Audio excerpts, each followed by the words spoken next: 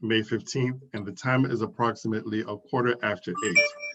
We're going to have a conversation with a few young leaders under the pandemic today. We're going to talk about COVID-19, but more importantly, we're going to talk about beyond COVID-19. I'm going to give these gentlemen an opportunity to introduce themselves, and then we're going to talk about a few more details considering current events. Mr. Meza, you first.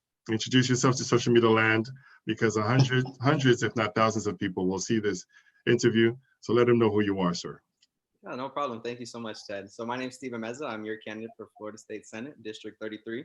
I am currently here in Broward County, just doing what a lot of other people are doing, which is weathering the storm, basically, and really running our campaign virtually right now.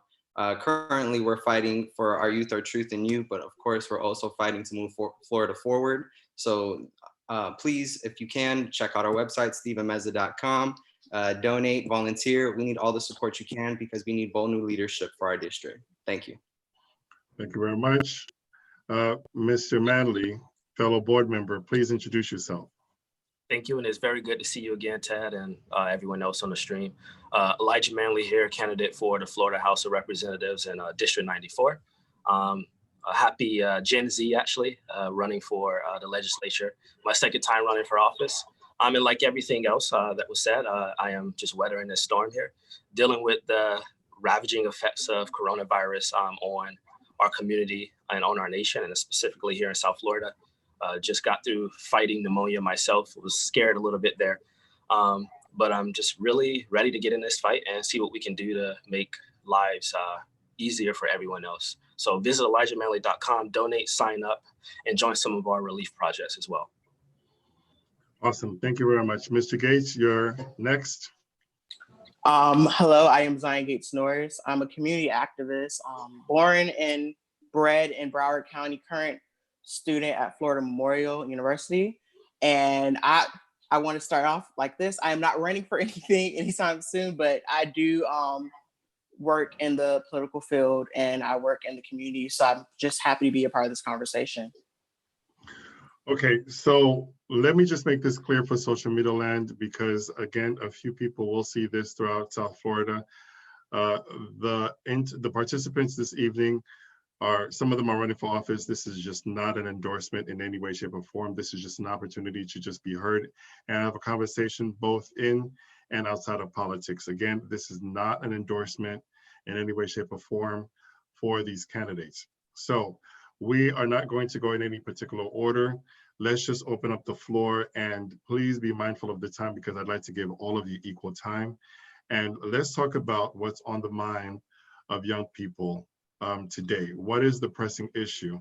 Because I do believe that millennials will actually direct the vote in 2020. I believe that the power is in the hands of you. And as you know, I'm an educator of about 20 years, and a lot of my videos are going to be viewed by my students.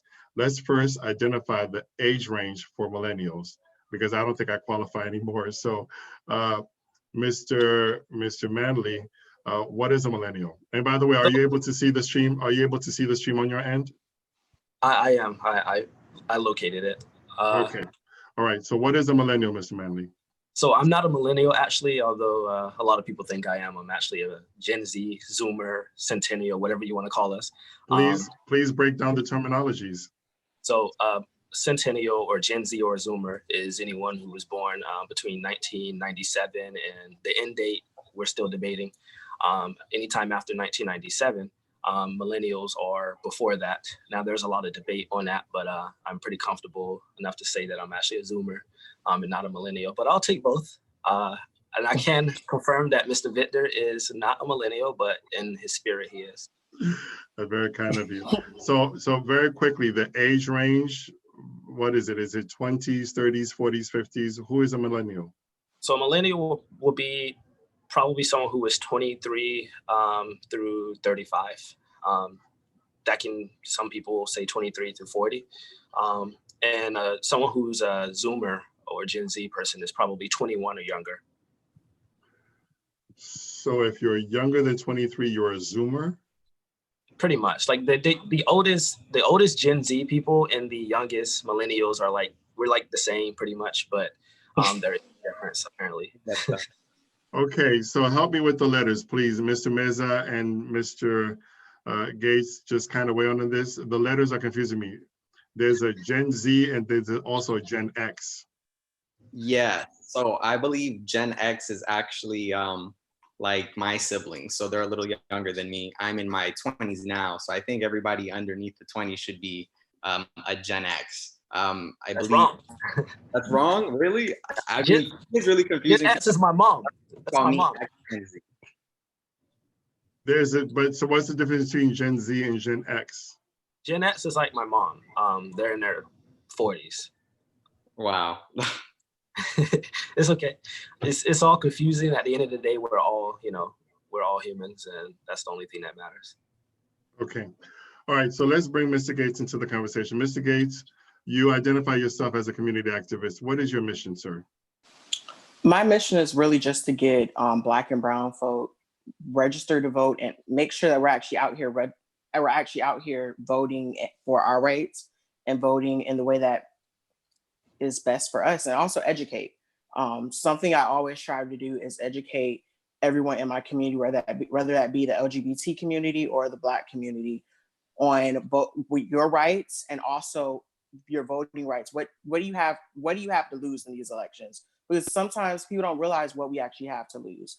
We have Amendment 4 to lose if we don't vote in our state elections. We have the right to not get fired from our job for being a trans woman. There are many rights that we have to lose, and I think that at times our community doesn't understand that. Okay. There's quite a few opportunities to kind of flesh that out a bit.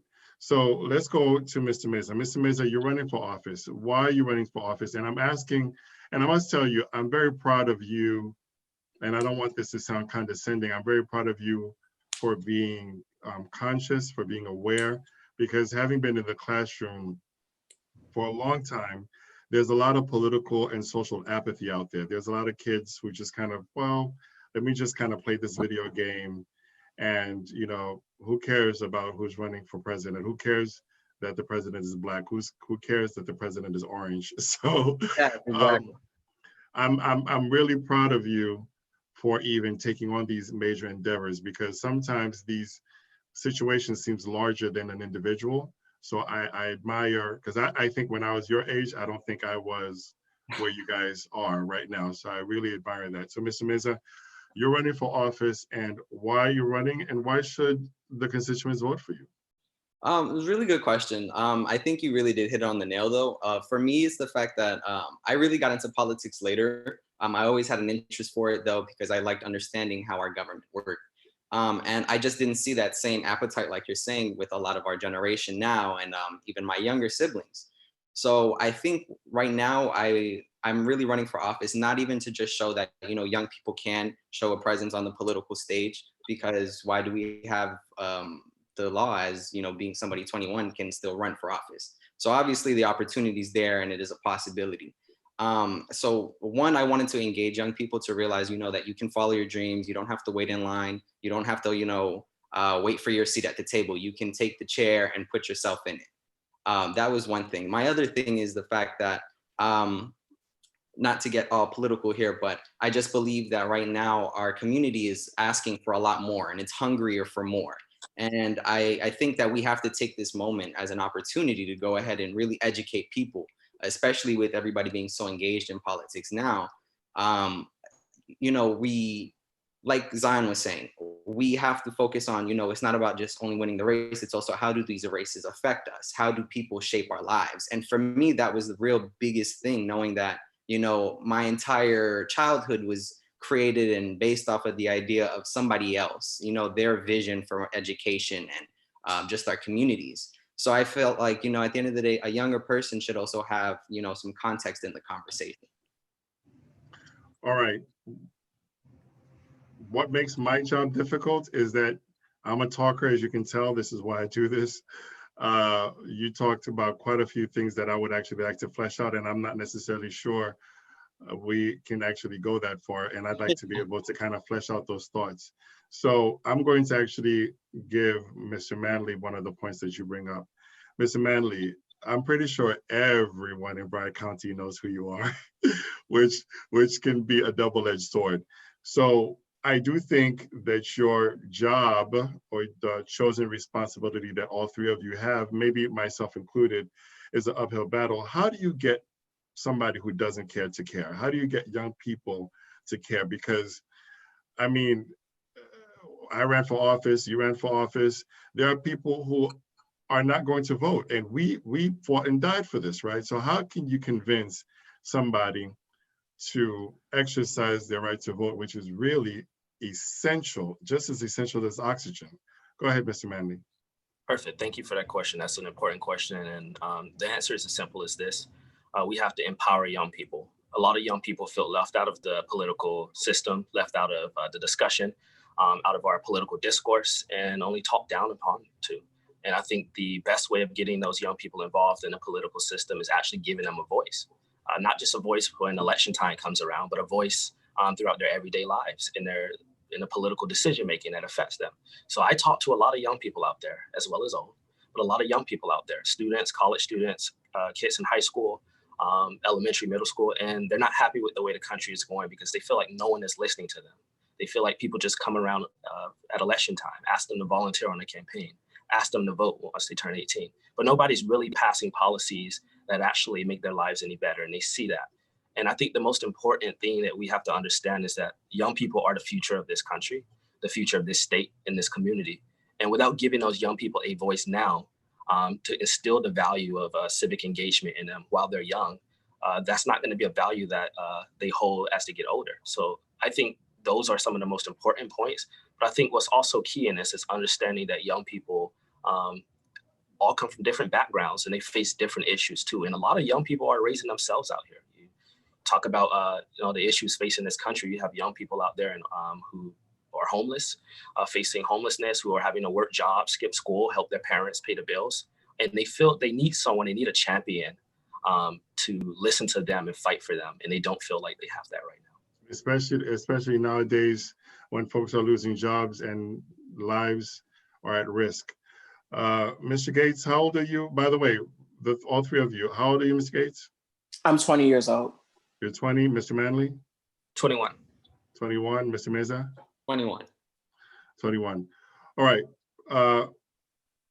Mr. Gates, isn't it just easy to sit back on the couch and play video games? What are you doing? What are you doing? Like, why would you take on something so, because you do know, even though you're not running for office, but I do see that you potentially will run for office at some point, similar to our other brothers on this platform. Maybe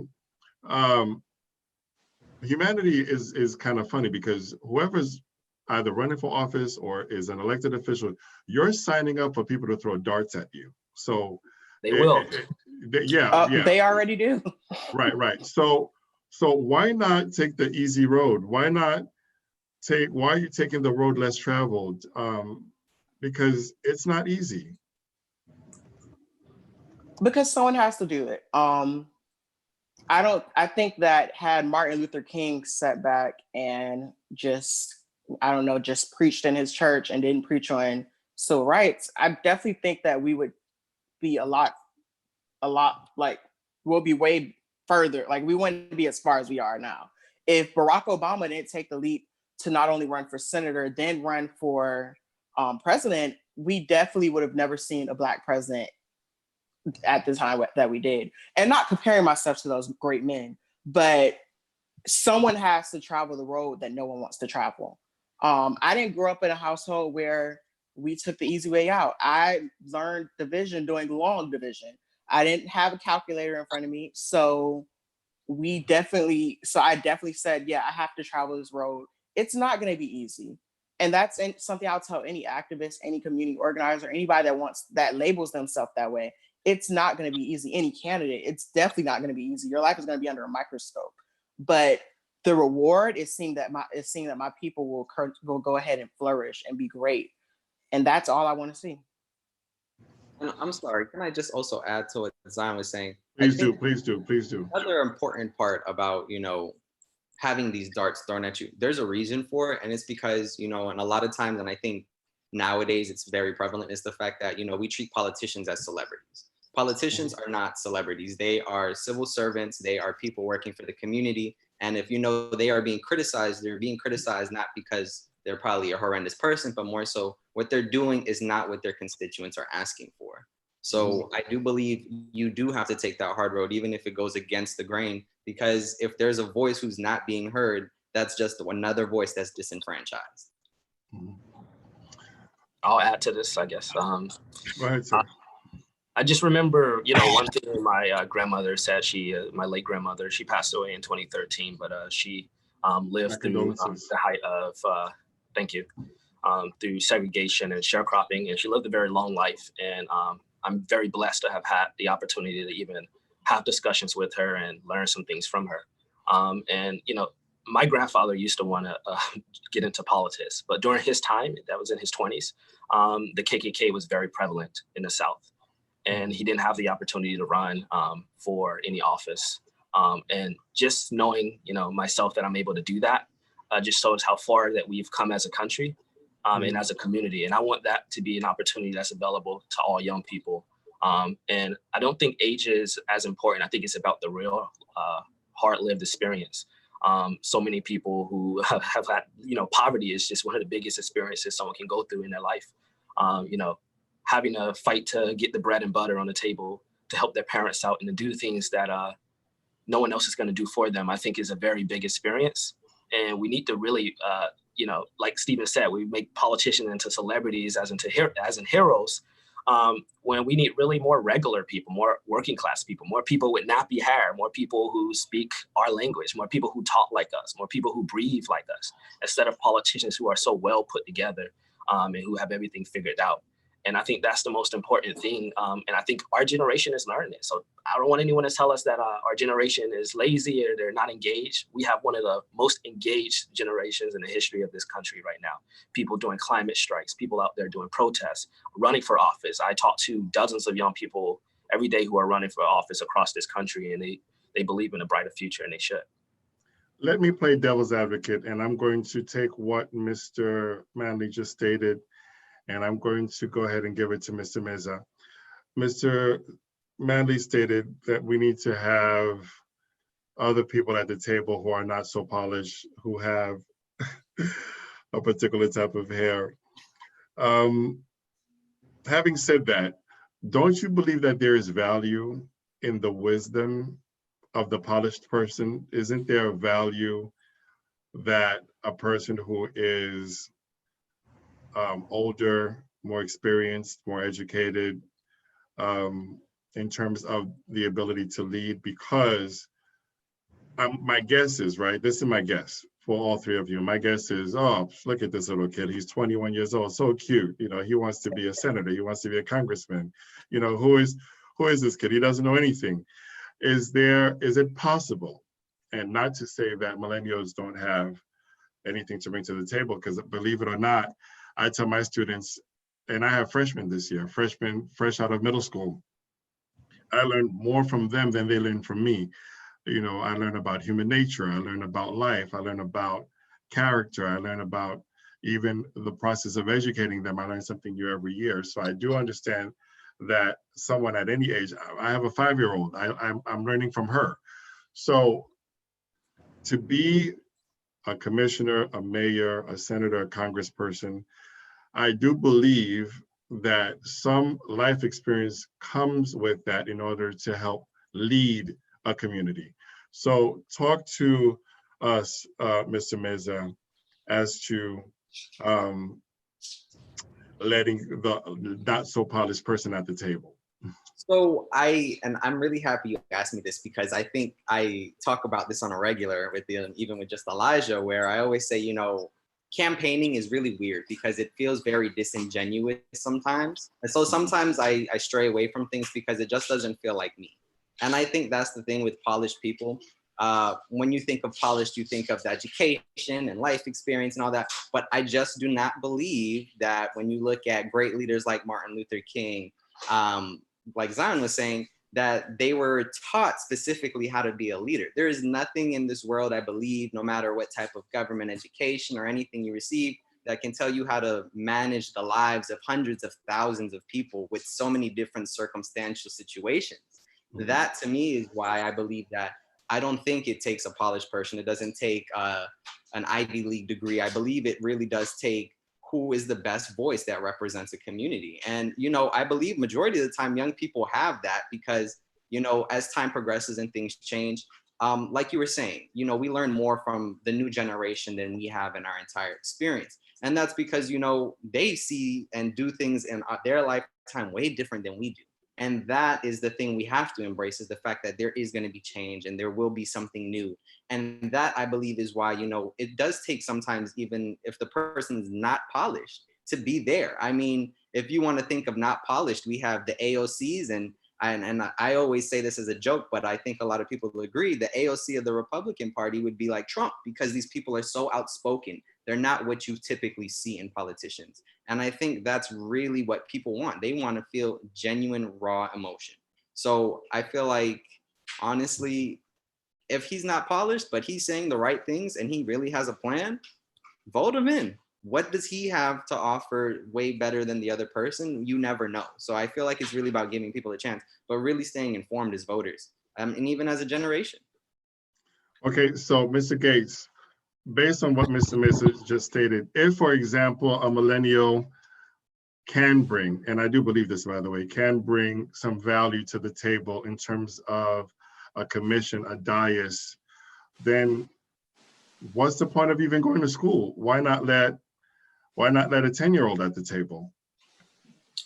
I definitely don't think that we're saying bring a 10-year-old to the table. But I do think that education is important. Education is the great equalizer. So I definitely think that an educated millennial at the table will be a force to be reckoned with. Let's not forget that AOC, though she's a part of the millennial, she's a part of the millennial age range, I believe. She has an economics degree. The new Green Deal is one of the best deals that I've ever seen. Though there are some cons to it, but it's still one of the best deals I've ever seen from a freshman representative. So I definitely think that sometimes we get in our mind that, oh, just because we have the age, we know what our community wants. Sometimes the 21-year-old knows more than what knows more about their community than what the 35-year-old representative candidate for representative would know. So I definitely don't think that, and I think we get into the mindset a lot of, oh yes, just because this person's older, yeah, we gotta vote this person in, or just because this person is ran for all these offices and has been in all these offices, we gotta vote this person in for the next office.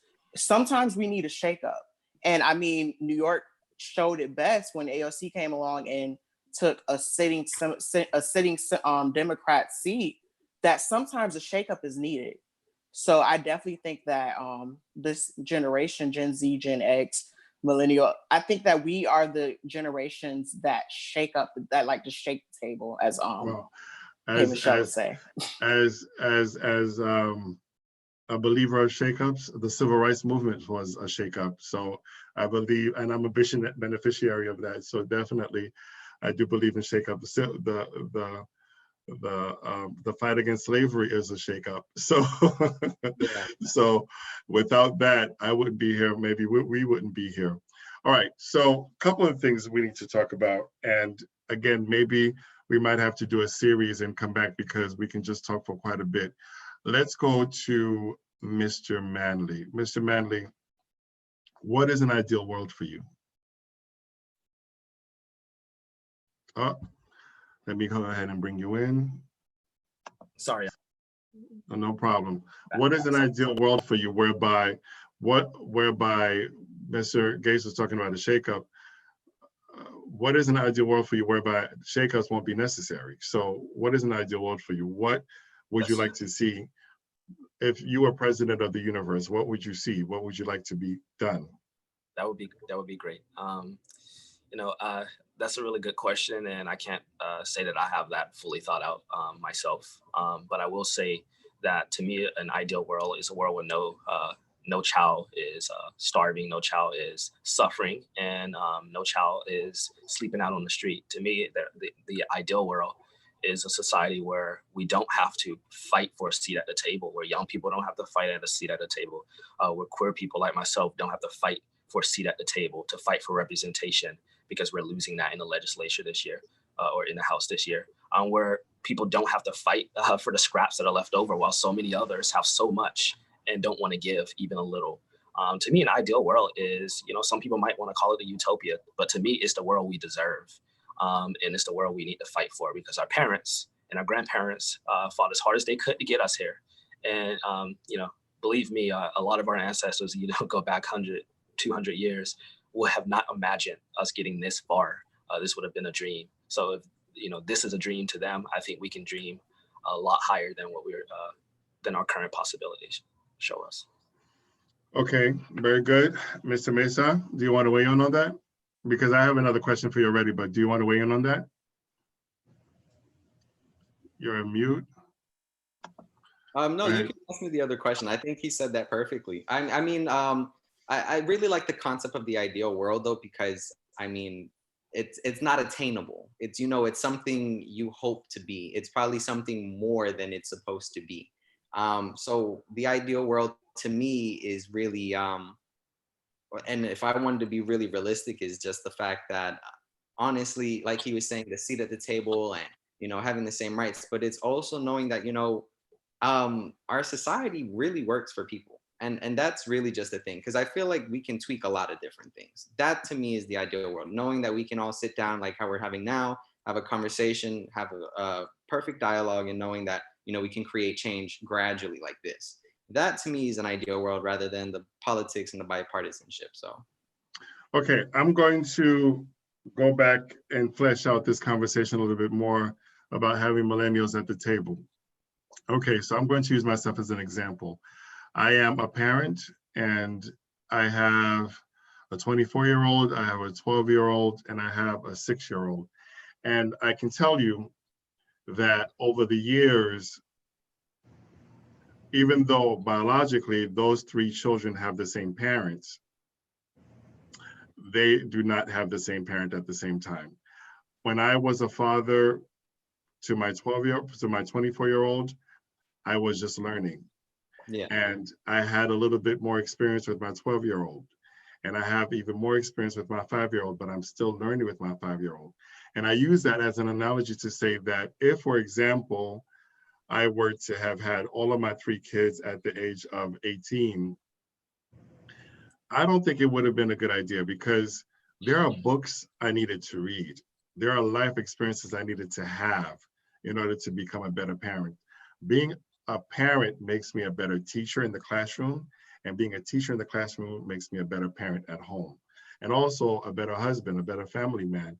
So I say that to say, oftentimes, if, for example, somebody who is 50, 60, 70 years old looks back and so look at this little 20-year-old running for Congress, the thought comes from, aside from possibly seeming condescending, the thought comes from, there is so much more to learn. There's just so much more to learn about life, about human nature, about how the government operates before you can get a seat at that table. So when you are 21 and you say, you know what, I'm going to do everything I can to be that next commissioner, what do you have to bring to the table that can actually galvanize society to become a better place?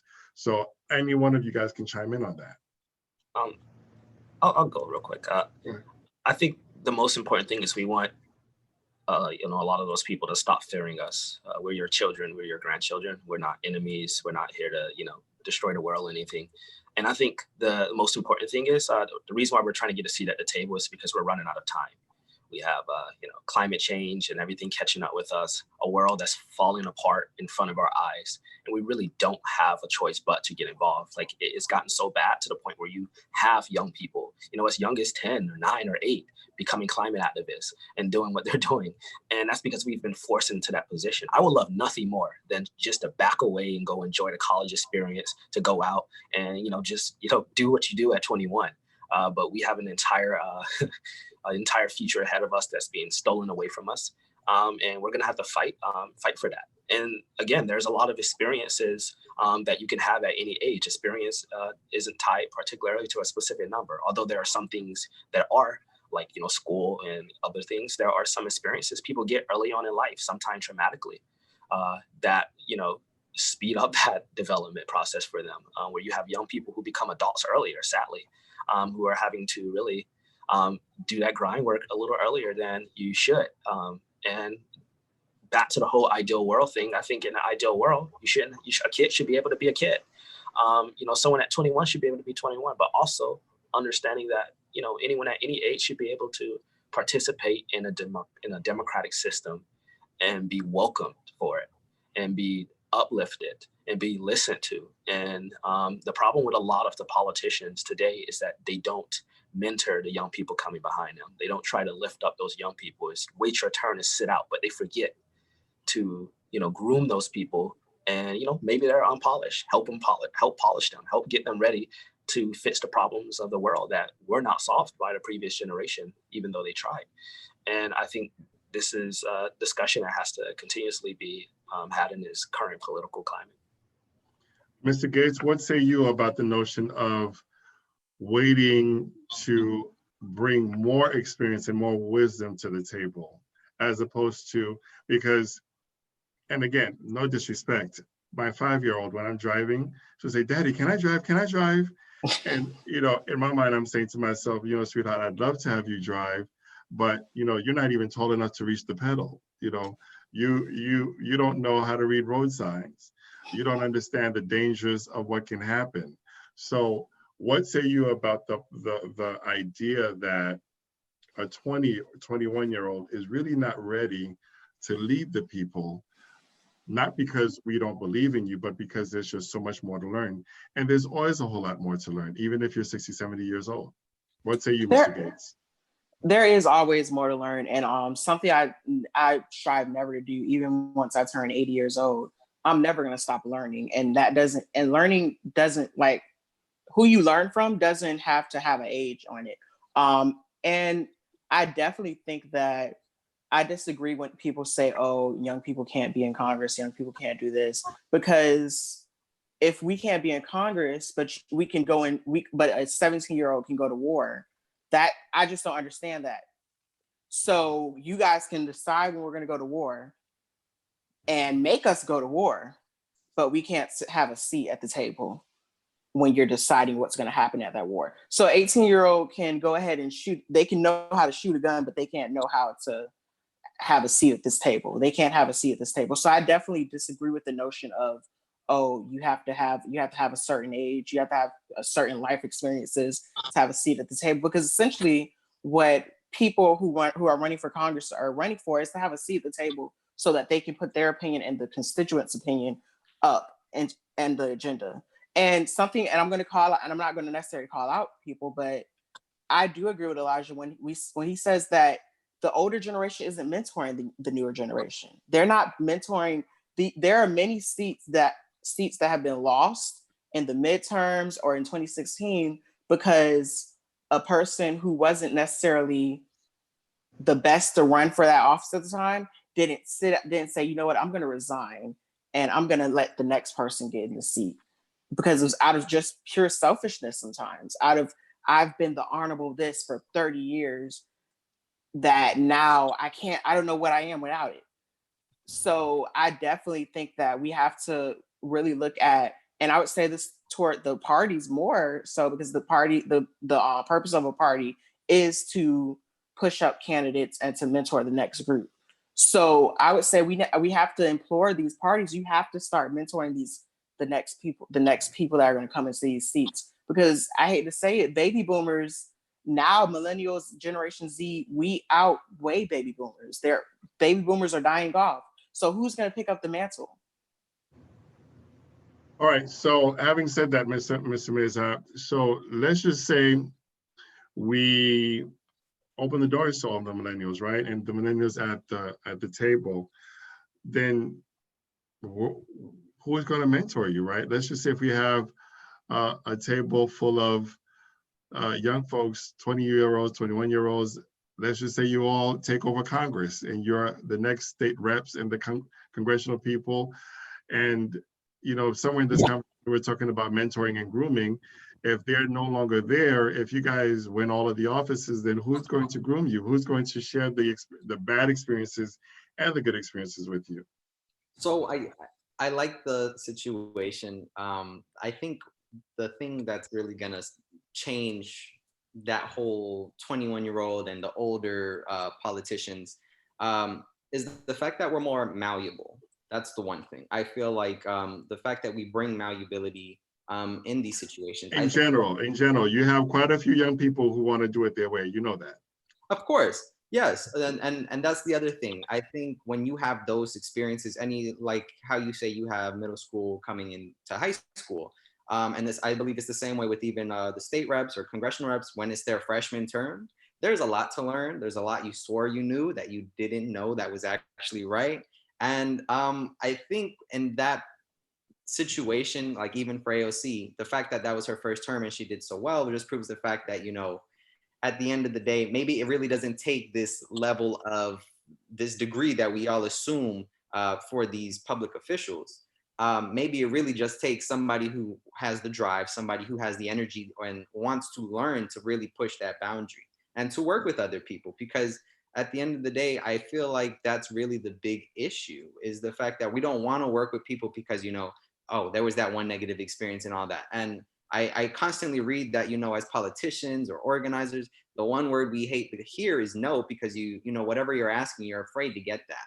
But, you know, the fact, I think that's the thing that keeps us going, though, you know, having that ask, still being able to be bold enough to be grounded in what you're saying. And that's where I think we would come in and really shift that. I don't think you have to be groomed for that. Because if that was the case, and this is just for me kind of assuming, I'm pretty sure when these people win their races and they're freshmen in Congress, there's not a soul walking them through the hallways giving them a tour.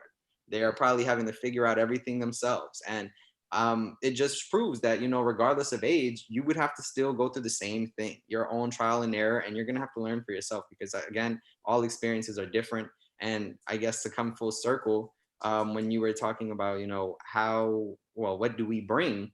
Not only the malleability, but the fact that, you know, we are willing as a generation to solve big issues. I think that's the thing. We just want to solve the big things now and we will figure out the little things moving forward. But you have to think about the big things in our future. And that's really all we want our conversation to be about. What is happening tomorrow? Because if we can't address it today, there's nothing to address tomorrow. So I think that our goals and our intentions are very bigger and very more diverse and bold than our previous generation. So I think we would probably have a point up on them, if anything. I agree with that. I think Steven said that, you know, best. It's about solving these issues we know are solvable issues. And, you know, I definitely want to try to tie in something with COVID-19 back to this, with how, you know, young people are being impacted by this. Before I got sick, when the virus started hitting and ravaging through our communities, I started noticing the people who were getting hit and were not being thought of at all. And that was young people and college students. And when you look at the COVID-19, the first relief package, it left a lot of young people who were considered dependents on their parents' tax returns off from getting a $1,200 check. But these were young people who didn't live at home. They lived at college in a dorm and they didn't have any food. They were eating ramen noodles and starving. And they were out of work. And the government said, we don't care and we're not going to give you anything. And, you know, when people ask, why aren't young people voting? Why don't they get involved in the political process? It's stuff like that. It's little stuff like that. When they see the system don't care enough to even make sure that they're taken care of and turn its backs on them, they're like, okay, well, when November comes around, I'm not going to vote. And that's a dangerous, dangerous thing. And I understand exactly where they're coming from. Yeah, I would agree, especially like a good example of that is, you know, with the whole Bernie and Biden situation. At the end of the day, I want a Democratic president. I want the orange guy out. So for me, it's the fact that, you know, I get it. You're the person you wanted didn't get a chance to, you know, be the nominee. But at the end of the day, we have one goal. It's not about, you know, this one selfish endeavor because it's a big picture thing and all the little details contribute to it. So I definitely understand what you're saying. Okay. This question I really want to give to Mr. Gates in order to bring him into the conversation, but Mr. Gates, you're not currently running for office. But before I go back to the other gentleman, Mr. Gates, if you ever wanted to run for office, which office would you run for and why? Oh, that's a huge if. If I run for office, I would say I would be one of those politicians I think that would want to work up. So I would definitely start with a smaller position as city commissioner, and not smaller in like, oh, they don't have as much power, because they do have power. But a smaller position where I can see my constituents on a regular basis. They can come to the meetings. I look at commissioners like Matthew Paget, who I'll never forget when I first got to Florida Memorial, I worked with, and I'll never forget, Wonderful great, guy, wonderful guy, wonderful guy. great guy. Current mayor of Opelika, shout out to Opelika, where Florida Memorial is actually Opelika / Miami Gardens. Shout out to both of those cities, but where he started out small as a commissioner and then worked his way up to where now he's the current mayor of Opelika, and a force to be reckoned with. Even Vice Mayor Chris Davis, and I mean, if you look at it, looking at Opelika, showing just how young people can truly make big structural change. The current mayor and vice mayor of Opelika are both in their, one is in his early 30s, and I believe Mayor Paget is like in his mid 30s. So it shows that young people can make change, because I mean, in a lot of people's eyes, they are still young. And Opelika is out here flourishing. Let me get back to your question at hand. I would definitely start with city commissioner and work my way up to being possibly the first Black and LGBT member, governor of Florida. Very good, very good. Well, you heard that first on the Broad Social Network, y'all, for those of you going to see it. By the way, I'm not necessarily sure we're live on Facebook. I don't know what's going on. I know we're live on YouTube and the other platforms. I cannot necessarily find my feed and so forth, but I'm recording this on my laptop. So what I will do is after we're done, I will upload this, so you guys will get to see this whole meeting in its entirety on Facebook. Okay, so we're good. I have several fail-safe places in position in order to be able to save this recording, because the point is to get this information out. All right, so now, important question, Mr. Meza, and yeah. I'm saving Brother Manley for last, because the other Manley is on a whole different level on its own.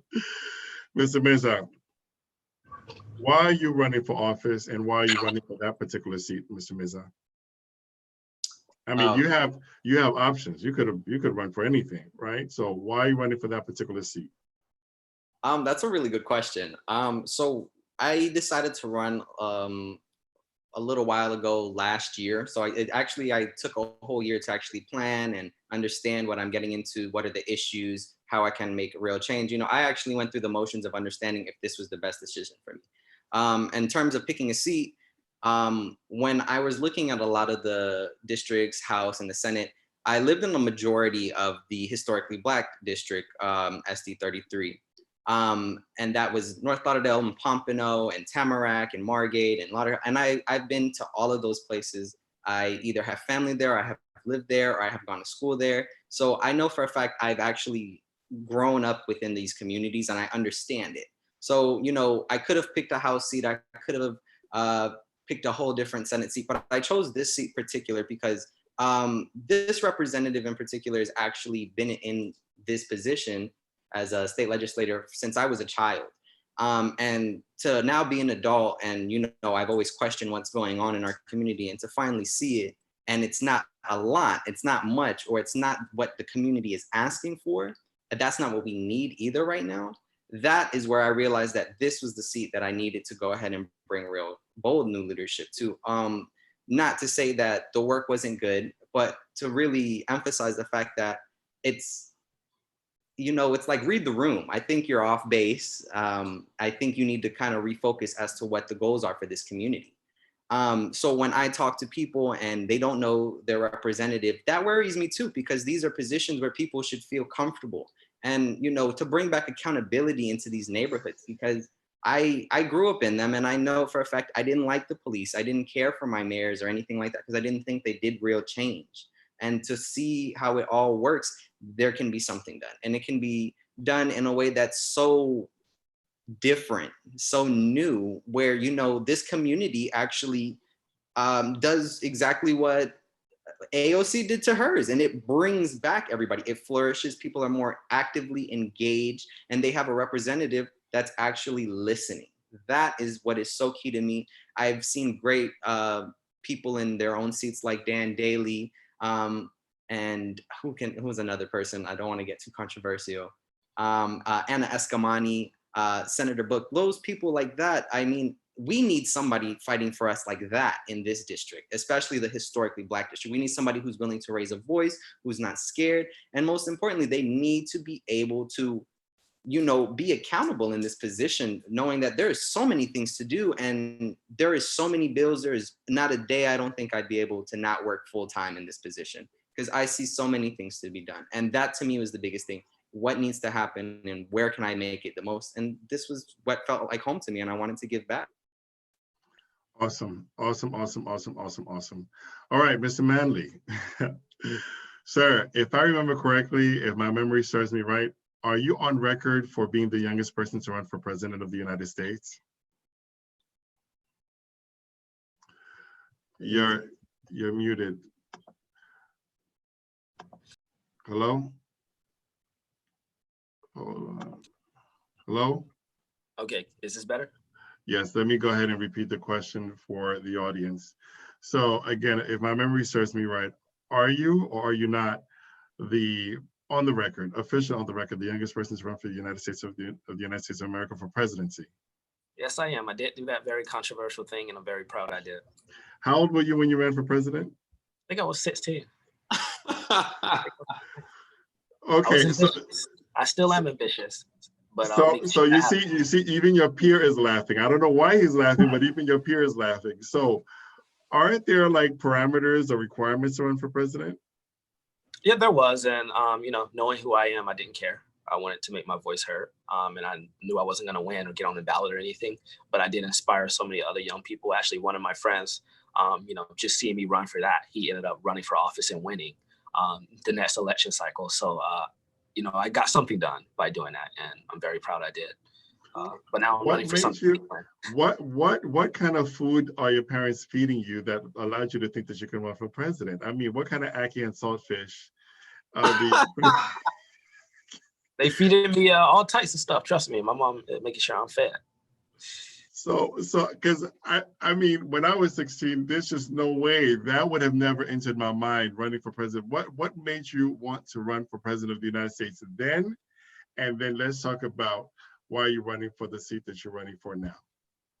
Yes, and I don't want to leave out the fact that I ran for the Broward County School Board too. That was my first real race, and I'm very proud of how I did in that contest. But back to how old were you when you ran for school board? 19, and I was 19? Old enough to run. Yes. 19 or 18? 19, well, 18, 19. It was right. About. How many votes did you get? About 43,000. 43,000 votes. That is amazing. Absolutely amazing. We can either clap. We can either clap or we can do the snap, snap, snap. Thank you so very much. That is absolutely amazing. It was a little short of what I needed, but you know, we'll get there this time. Oh yeah, oh yeah. I have no doubt in my mind that you're going to be elected somewhere, sometime. I have no doubt in my mind.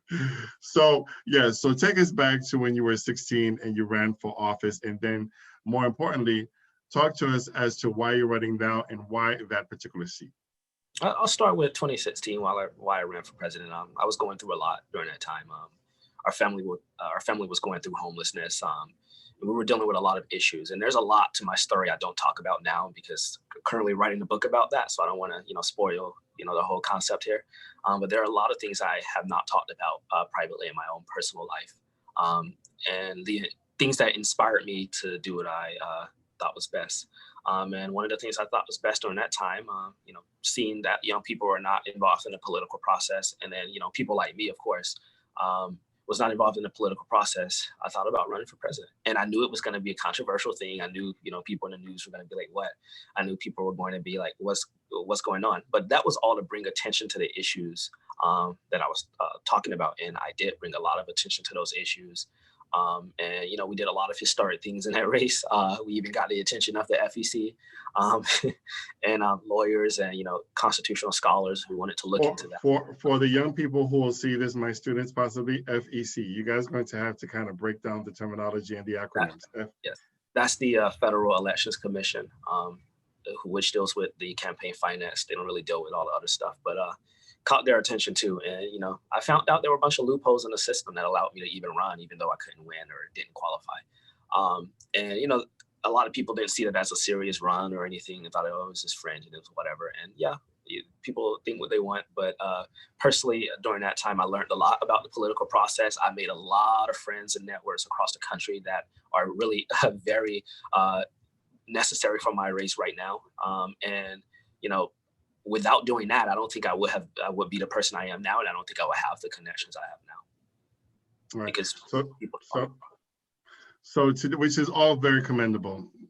As a high school teacher, I can tell you, the average 16-year-old does not think like Elijah Manley. So I was called Mr. President in school, in high school. That was my nickname. It's in the yearbook too. Hey, I can see it. Why not? So, Mr. Manley, what are you running for this time and why? Yes, I'm running for a state representative in District 94, and I'm running against an incumbent who's in his final term, and I'll explain why I'm doing that, but I want to tell you how that story started. It started with me running for school board in 2018, where I lost, and I ran countywide, where I got the 43,000 votes in. And after I lost, I was very broken about that. I really wanted to get on the school board and make some very important changes to me, specifically around the socioeconomic issues affecting our schools and our students, especially students of color and LGBT students, homelessness, a wide variety of issues. And I was very defeated after that.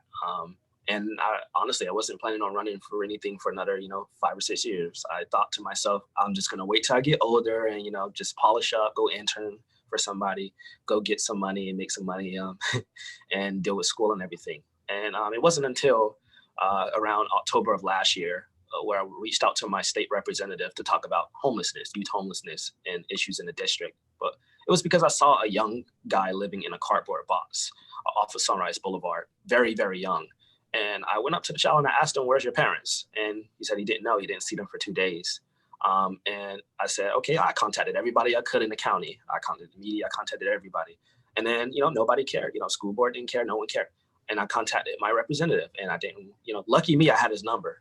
And I texted and I called and I just didn't get a response and it just wasn't, a thing to me. So, I texted him and I said, I'm thinking about running for your seat. And he immediately replied to me, even though I wasn't serious at the time. I was just saying, okay, maybe I'll get his attention. I said, I'm thinking about running for your seat. And I got an instant response. And, to me, I think the most important thing is having a responsive government, having a responsive legislator. And as I know the incumbent, I like the incumbent a lot. Personally, I think he's a very good guy. I've known him for a few years, and I don't have anything negative to say about his personality, and I won't. But I will say I'm not happy with the direction of our representation in the legislature for this district. We have so many issues facing our district. We have water mains breaking in downtown Fort Lauderdale, sewers leaking, literal sewer water going into our freshwater canal, in our saltwater canals, going into our freshwater. In people's yards, people are going weeks without having clean drinking water or being able to shower due to infrastructure developments that were due to the infrastructure failures that were a result of my opponent's leadership on the Fort Lauderdale City Commission from 2009 to 2014. Lots of big buildings going up, lots of gentrification, not enough attention on infrastructure, not enough attention on all of these issues. And the big thing that got me into this race was I took a look, I did my research, and I saw that the incumbent didn't get any legislation passed in his 6 years, 0 bills. There was a school bus resolution that was passed, school bus safety resolution, and a sickle cell disease awareness resolution that was passed. But most appropriations were shot down and 0 bills. And I think there is a way we can work across the aisle with the Republicans. I know it may be difficult, but I think I'm definitely a person who can do that. I'm outspoken, and I definitely think if I'm representing this district, we will get our money and we will get our attention for this district. I'm okay. Sorry. I Go ahead. Something because he made such a great point.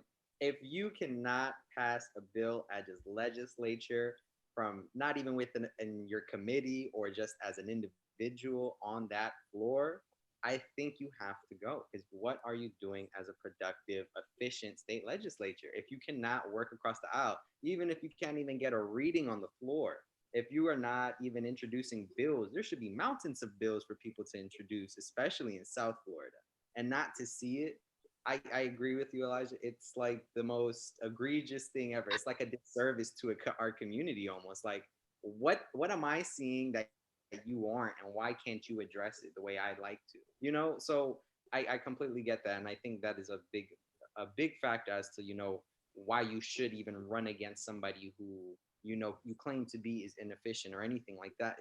That should be the biggest one. If Are you effective at your job? Because if you're not, you have to go. That's the only way. We have to vote you out. And the big excuse is that we hear is, well, the legislature is Republican dominated. I already laid out all my priorities of legislation I will work across the aisle with on Big Sugar, on so many issues that are affecting communities, especially communities of color, but a lot of times the white communities too. But I will put a prioritization on communities that are struggling. And there are a lot of Democratic legislators who got major legislation passed in their term. Chevron Jones is one. Lauren Book got some things done. There are several Democratic representatives who managed to pass bills and get some things done. But a lot of people will ask me, they'll say, he's in his final term. He has 2 more years. Why don't you just let him finish it out? And I want to break that down for people, that no legislator, no elected official owns the seat that they hold. They must be responsive. It's the chair of the people. It's the chair of the people. It's the seat of the people. Right. It's a lease for 2 years. And if someone comes along and think that lease needs to be taken away, then if you have a strong mandate, then you will be confident in your mandate, and you'll be willing to run. But we have a lot of excellent young people who are in a public office or who are running. We have people like Sabrina Havilana in Hollandale Beach, who is a young person who has been doing an amazing job in her term. We need to make sure we re-elect her in 2022. Shout out to the commissioner. And she's vice mayor, correct? She's vice mayor, yes. Yeah, I'm hoping to make my rounds, and you guys just put it out there. This also goes to Mr. Paget out in Miami. I'm making my rounds to as many elected officials as possible who can actually carve out some time and just get on this Zoom platform with me and talk to these people, because I tell them nowadays, television and radio has nothing on social media. People are running to get on television, running to get on radio. However, as soon as they're done with that interview, they are done with you. Me, I do what's called targeted social media. I will rebroadcast over and over and over until the widest audience possible sees your message. So therefore, if you guys are connected to any elected official or even business owners who's really seeing what's going on under the COVID-19 pandemic and would like to be able to have a conversation with a large audience, please send them my number and refer them to the Broward Social Network. Now let's bring in Mr. Gates, and we're going to, out of respect for your time, because it's approaching one hour already, we have to talk about campaigning. Mr. Gates, even though you're not running for office, and I'm going to go ahead and rephrase this question for the actual candidates in the room. What is your understanding, Mr. Gates, about campaigning and the unfortunate and uncomfortable conversation that you all need to be able to contend with is raising money. And oftentimes I've seen good people who are smart with good brains and good hearts, but don't have the money to make a campaign happen because it is expensive to run for office. And I can tell you this firsthand, having been through it about 2 years ago. Mr. Gates, what is your understanding about campaigns? Well, though I am not a candidate and have never been a candidate, I do have extensive campaign experience. I worked for Andrew Gillum in 2018. That was my first race, where I worked as a campus organizer. And then after that, I went to, I worked for the FDP as a community organizer. And then leaving my last job as an associate with Calvin Park Strategies, where I oversaw a campaign. So I definitely understand campaigns. It's hard. And I think that especially raising money, and especially for Stephen and Elijah, I know that's going to be a lot harder for them, seeing as they're not only, well, Elijah, Stephen being a first-time candidate, but also being young candidates. You don't see people giving as much to younger candidates. unless they've had a seat for years or something like that, or their parents are prominent in the community. So it's going to be hard. And something I always say is, and something in campaign school 101 is, especially finances, is Rolodexing. You need to go and see if you can get at least $1,000 from, not even 1,000, probably $150 from your own friends. Everyone has at least 10 friends or 10 associates. So if you can get at least $100 from those 10 people, that's 1,000 right there in your pot. So you have to be able to Rolodex and get your friends, know who to call, who also may know someone. So if I'm running for office and Steve is my close friend, I know Steve is going to give at least $200, but I may not know Elijah as much. So Steve is going to bring Elijah in and say, hey, give him $200 also, because he's running for the LGBT people, and I know that you're a part of that community. So I definitely think that we have to be educated when it comes to campaigns. That's why I love when people are out here doing campaign schools and stuff like that, where you can learn the finances behind it, the field work behind it. We've seen what we saw with Andrew Gillum in 2018. Andrew Gillum didn't necessarily win because he had the most money. He didn't win because he was polling great. Because if you think about it, he was polled to come in fourth place that night. But he won because he went into the field and he had a great field team. So you have to have either a great finance team or a great field team. If you have both, seat's yours, brother, sister. It's a wrap. It's a wrap. All right, Mr. Mesa, let me bring you in this conversation. Mr. Mesa, you are running for, again, just so we can be consistent, because there are two different candidates in. You're running for Congress, or you're running for the House? The Florida State Senate. Okay, you're running for Senate. Mr. Mesa, unless you're independently wealthy, which you may be, you seem to be pretty sharp. That shirt seems to be kind of expensive. So being a millennial, being young, one major uphill battle is not the ability to lead, it's not the intellect, it's the ability to raise money. Running for office is a very serious business. It is a lot of work. And I just want to be careful, because I do not want to discourage anyone, because when I ran for office, some people told me, wait my turn as well. I'm like, wait my turn for what? So one has to also be realistic, because you're going to need T-shirts, you're going to need yard signs, you're going to need a team of people to make phone calls for you. Where does that money come from? How are you going to make this financially happen? That's a really good question. I think the best way for me to put this, and I think a lot of candidates are going through the same experience, especially with coronavirus, is knowing that, like I was saying earlier, I am very genuine as to how I want to campaign. I don't like a lot of the disingenuous things that kind of seem pretty fake, in my opinion, because I don't think there are perfect people. It's just not a thing. God didn't make us that way. So when I am campaigning, I do realize that, I do take into consideration that a lot of my friends, and I only have a little bit of family here because my parents are immigrants, is, they're in the same situation that I am in right now. I am also unemployed. I am also like a few 100,000 or millions of Floridians waiting to get paid out their unemployment benefits. So I completely get it. And that to me is the biggest thing. It's even though a lot of fundraising has dried up, I can say that I have a lot of pledges. And to me, that's hope, knowing that regardless in the future, if things start to look a little better through this crisis, there was something done. I could still be proactive in that manner. The other thing that I consider is a lot what you were saying earlier, is the fact that you have to use social media. You can use TV, you can use radio, and it's great for a few minutes of, additional promotions. But I believe that social media is exactly what's going to take, and just like the internet, the world by storm, especially in terms of politics.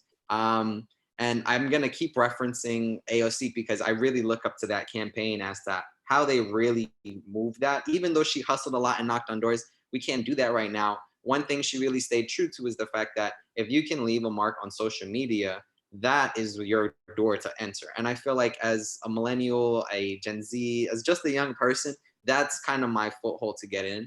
I mean, we can do exactly what Zion says. We can do Rolodexing. We can go ahead and you can send out as many emails, you can spend all the money. But for me, I think my fundraising strategy at the moment is, how do I make this dollar equal 5?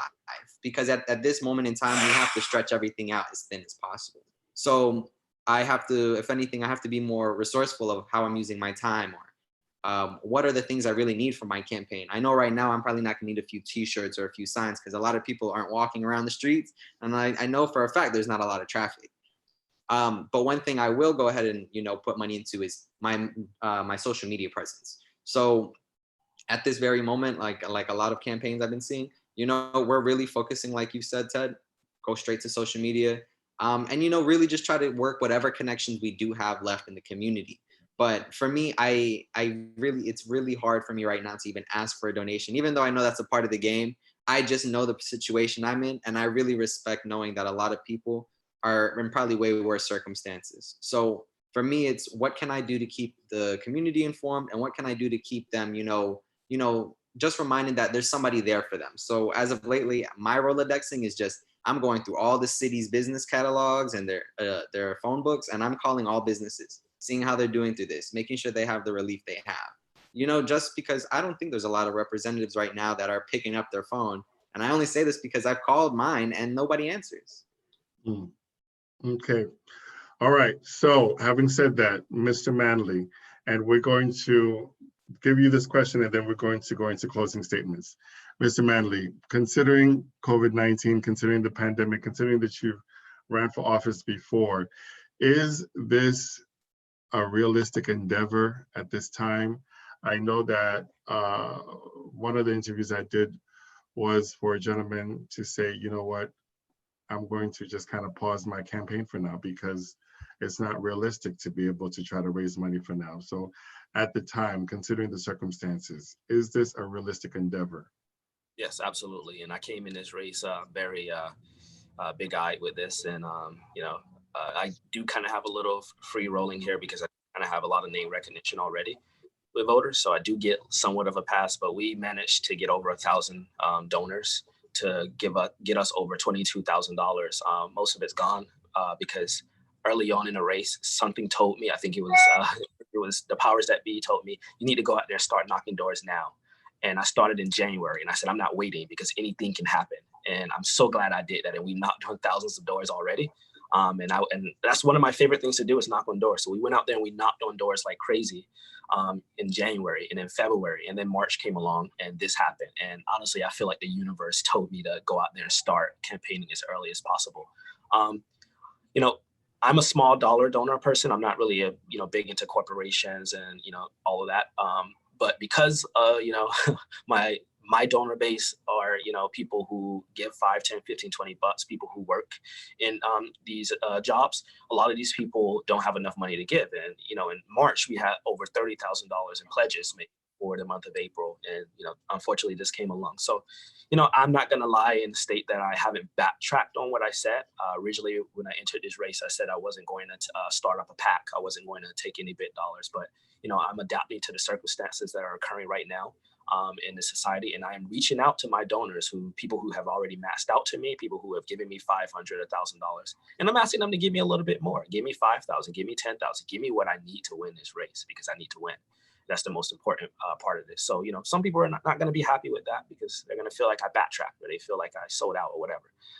But it's still no money from corporations. It's still no money from any horrible entities. It's just, big dollar donors who can afford to give what they can to help. And these are people who already share my mission. So I'm not really too much worried about the money, to be honest. I'm just worried about what's the best way for me to leave my, because you can spend a whole bunch of money and still lose. To me, I want to see what's the best way I can impact voters. And I think the most important way I've been able to do that are these relief projects, going to nursing home facilities like the Manor Pines Convalescent Center and dropping off Mother Day gifts, going and helping Feeding South Florida at food sharings, going and helping homeless people, going out and doing everything I can. So when the time comes around, I can show people I have something to show. For all of that time, I have something to show. This is what I did. And I'm asking for your vote because I can do so much more. Mr. Manley, will you win this race? I have absolutely no reason to think that I won't. I'm confident that I will win this race, and I'm confident for a number. Okay. All right, so Mr. Gates, we're going to give this opportunity to do the last round. We are approaching an hour and about 20 minutes.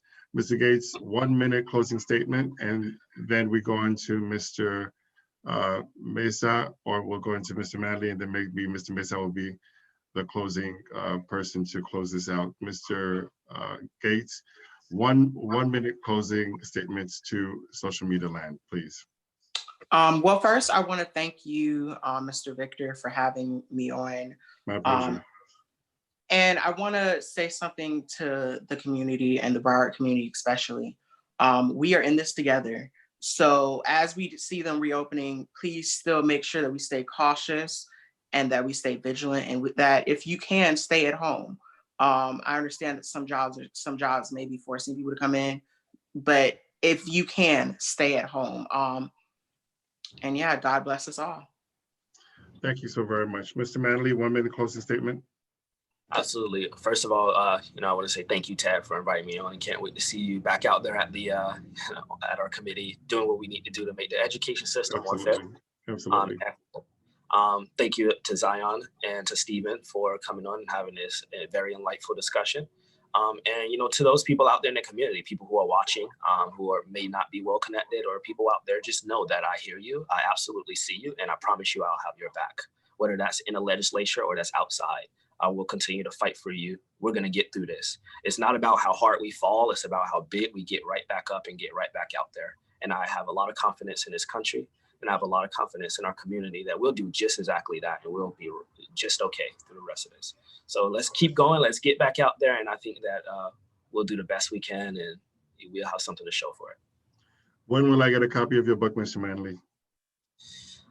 I don't even think I'm going to get the first copy of my own book, but I'll make sure you get a copy. I'll make sure you get that first. When does it come out? I want to wait until after the election. The hardest chapter to write is always the first chapter, and then finishing the book off. So after the election, I'll have something. Hopefully I'm winning, so it's a bestseller. But if I'm not, then it'll. Thank you so very much. And Mr. Mesa, I wanted to save you for last because you are the person to reach out and actually propose this wonderful endeavor. So what is your closing statement for social media land, Mr. Mesa? I would like to say thank you, Ted, for, allowing us to use your platform to, just keep everybody engaged, active, and, show that there are people fighting for them. Thank you, Zion, for, giving us the voice of a community organizer and giving us a broad perspective of how our community is fighting and what we need to do to keep our community active and engaged. Thank you, Elijah, for, being here and not leaving me alone as a candidate, but, to also give another perspective of the House and, showing that as young people, we can do this, because at the end of the day, we have a fight. And I want to go ahead and thank everybody watching, because without you, a lot of this probably didn't matter, but we're doing it for you. So thank you again for giving us a little bit of your time. I guess my closing statement would be that second to what Zion said, thank you so much for letting people know that they need to stay home. Please stay home. Even if you can't, try. And of course, even though right now things are looking bad and a lot of our community is struggling, we're going to make it back. We're going to win. And just like this campaign, we have a lot of fight. We have people who are working pro bono, in the same way how we have people working pro bono out there volunteering. So we are going to get through this, because we have people and they have money, and that's what matters most. We have people. So thank you again. Awesome. I'm going to not officially charge you guys, but there is a price to pay, okay? So when either of you win office, Mr. Manley, Mr. Mesa, Mr. Gates, when either of you win office, this is the price that you have to pay. You have to promise me, and I have it on the record because this will be on social media, when you win, the very first interview you give has to be here, okay? Absolutely, I'll agree to that. I will say I will promise, but Fox News is a little crazy, and they're gonna probably be harassing me. So be at my election night watch party, and I guarantee you'll be the first person. Okay, there you go. I can't, like Elijah said, I can't promise. I know that when I run, it's gonna be very historical. So trust me, it's gonna probably be some people fighting for that interview. So if you could get to the front. Well, I shouldn't have to fight for the interview. You should be able to remember. I'm gonna remember that bald head. I'm going to remember that bald head. I'm going to You'll remember get that the- ballhead guy from Broward. You Don't get the worry, backstage I won't interview. forget you, especially you giving us the opportunity. So thanks. Awesome. Well, you gentlemen are awesome. For whatever it's worth, I commend you three for being leaders at your age. I was in college. There's just no way that I was thinking about the larger picture. So I commend you all very much. If you are at this mindset at the ages of 20, 21, my goodness, when you guys become 30, 40, 50, 60, you will rule the world. So I appreciate that very much. I wish you all the best of luck and stay safe. Have a wonderful evening. And I look forward to doing this over again. Thank you. Thank you. Thank Good you. night, good night, good night, good night, good night.